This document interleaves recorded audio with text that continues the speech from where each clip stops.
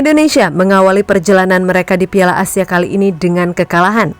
Ya, meskipun tampil jauh lebih baik ketimbang saat masa uji coba, namun harus diakui kalau level kualitas individu pemain Irak masih satu level di atas pemain Indonesia. Akan tetapi secara keseluruhan, apresiasi jelas wajib diberikan kepada semua pemain yang tampil.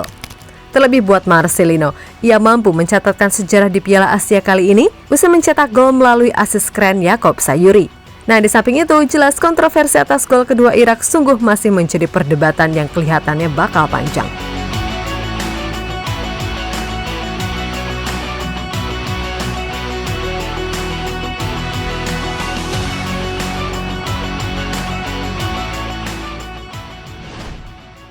Sempat diremehkan dan diprediksi bakal dibantai habis-habisan, Indonesia pada akhirnya mampu menampilkan permainan yang jauh lebih baik.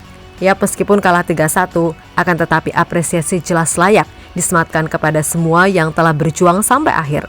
Pasalnya sebagai tim termuda dan ranking FIFA-nya jadi nomor 2 yang terendah, harusnya publik tanah air sadar diri dan sadar posisi. Gak usah nuntut aneh-aneh, wong passing aja masih ngawur. Akan tetapi tuntutlah bisa bermain sesuai kapasitas dan fighting spirit yang tinggi.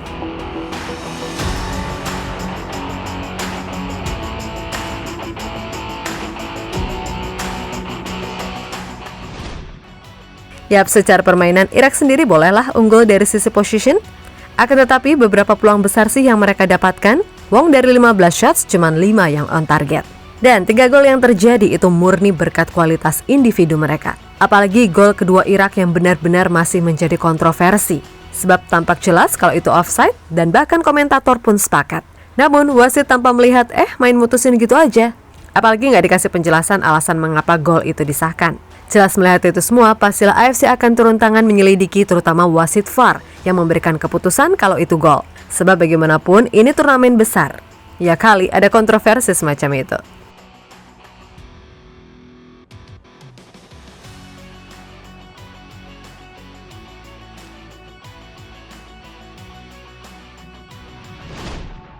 Yap, terlepas dari itu semua, secara intensitas Indonesia ini sebenarnya bisa dan layak mendapatkan hasil yang lebih baik.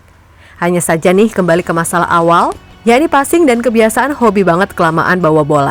Namun tentu saja sebuah aksi memukau dari Yaakob Sayuri yang berhasil mengirim umpan ke Marcelino. Pada akhirnya membuatnya mencatatkan sejarah sebagai pemain termuda yang mencetak gol buat Indonesia di level Piala Asia. Ingat, Piala Asia, bukan AFF.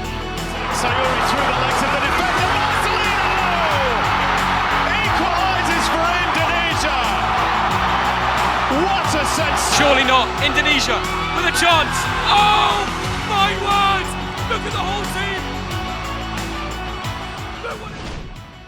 Lebih lanjut, di laga berikutnya Indonesia harus bisa main lebih efektif lagi. Karena di level seperti ini sekecil apapun peluang harus bisa dimaksimalkan. Main simple, nggak banyak kocak-kocek, dribbling yang ujung-ujungnya berbuah counter, seperti gol pertama yang terjadi ke gawang Hernando.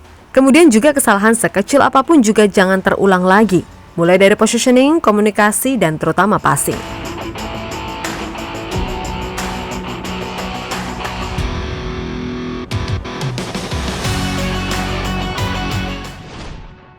Yap, sekali lagi meskipun kalah, Indonesia membuktikan kalau mereka nggak selemah itu kok. Minimal secara fighting spirit Indonesia bisa melawan dan nggak dibantai seperti yang udah netizen koar-koarkan. Kalah dengan skor 3-1 dan secara peluang sebenarnya Indonesia bisa lebih baik.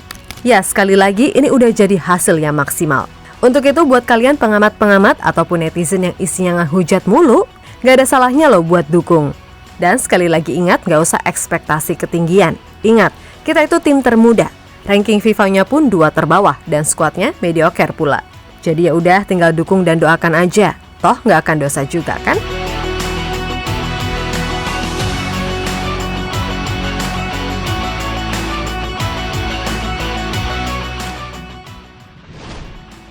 Di sisi lain, dengan hasil ini tak semerta-merta membuat peluang Indonesia tertutup.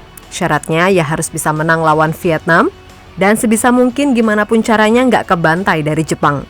Berat sih, tapi percaya aja dalam sepak bola nggak ada yang nggak mungkin.